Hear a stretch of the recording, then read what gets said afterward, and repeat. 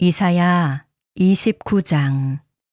슬프다 아리엘이여 아리엘이여, 다윗이 진친 성읍이여, 해마다 절기가 돌아오려니와. 내가 아리엘을 괴롭게 하리니 그가 슬퍼하고 애곡하며 내게 아리엘과 같이 되리라. 내가 너를 사면으로 둘러 진을 치며 너를 애워 대를 쌓아 너를 치리니, 내가 낮아져서 땅에서 말하며 내 말소리가 나직이 티끌에서 날 것이라. 내 목소리가 신접한 자의 목소리같이 땅에서 나며 내 말소리가 티끌에서 짓거리리라. 그럴지라도 내 대적의 무리는 세미한 티끌 같겠고 강포한 자의 무리는 날려가는 겨 같으리니, 그 일이 순식간에 갑자기 일어날 것이라. 만군의 여호와께서 우레와 지진과 큰 소리와 회오리 바람과 폭풍과 맹렬한 불꽃으로 그들을 징벌하실 것인즉, 아리엘을 치는 열방의 무리 곧 아리엘과 그 요새를 쳐서 그를 곤고하게 하는 모든 자는 꿈같이 밤의 환상같이 되리니, 줄인 자가 꿈에 먹었을지라도 깨면 그 속은 여전히 비고, 목마른 자가 꿈에 마셨을지라도 깨면 곤비하며 그 속에 갈증이 있는 것 같이 시온 산을 치는 열방의 무리가 그와 같으리라. 너희는 놀라고 놀라라. 너희는 맹인이 되고 맹인이 되라. 그들의 취함이 포도주로 말미암음이 아니며 그들의 비틀거림이 독주로 말미암음이 아니니라. 대저 여호와께서 깊이 잠들게 하는 영을 너희에게 부어주사 너희의 눈을 감기셨음이니, 그가 선지자들과 너희의 지도자인 선견자들을 덮으셨음이라.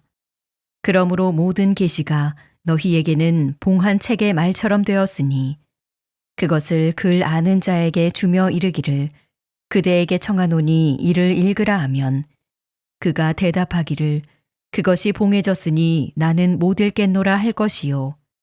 또 그 책을 글 모르는 자에게 주며 이르기를 그대에게 청하노니 이를 읽으라 하면, 그가 대답하기를 나는 글을 모른다 할 것이니라.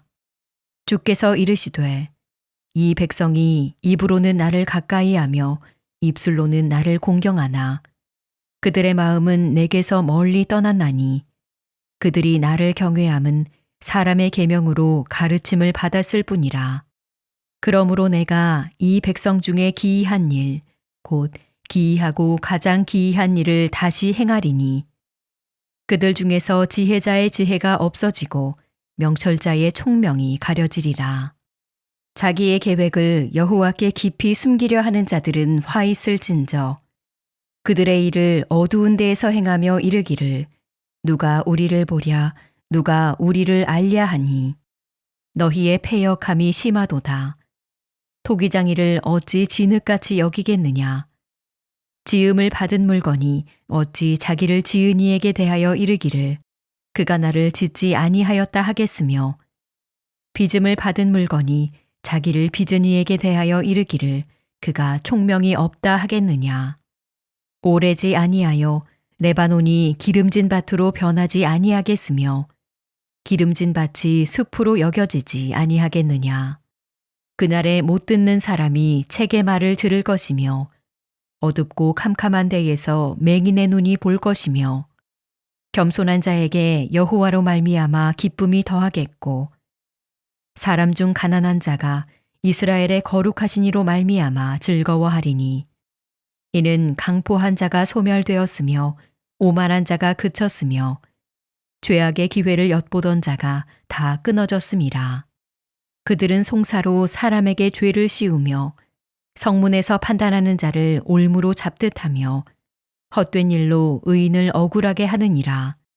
그러므로 아브라함을 구속하신 여호와께서 야곱 족속에 대하여 이같이 말씀하시되, 야곱이 이제는 부끄러워하지 아니하겠고 그의 얼굴이 이제는 창백해지지 아니할 것이며, 그의 자손은 내 손이 그 가운데에서 행한 것을 볼 때에 내 이름을 거룩하다 하며 야곱의 거룩한 일을 거룩하다 하며 이스라엘의 하나님을 경외할 것이며, 마음이 혼미하던 자들도 총명하게 되며 원망하던 자들도 교훈을 받으리라 하셨느니라.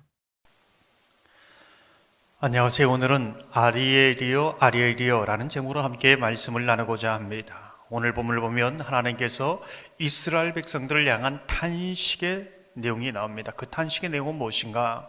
13절을 보면 이렇게 말씀합니다. 주께서 이르시되 이 백성이 입으로는 나를 가까이하며 입술로는 나를 공경하나 그들의 마음은 내게서 멀리 떠났나니 그들이 나를 경외함은 사람의 계령으로 가르침을 받았을 뿐이라. 하나님께서는 이스라엘 백성을 바라보며 어떤 탄식을 하십니까? 입으로는 나를 가까이 하는데 마음은 내게서 멀리 떠났다, 이렇게 말씀합니다. 우리가 주목해서 보게 되는 것은 그들은 사람의 계명으로 가르침을 받았을 뿐이다. 무슨 의미입니까?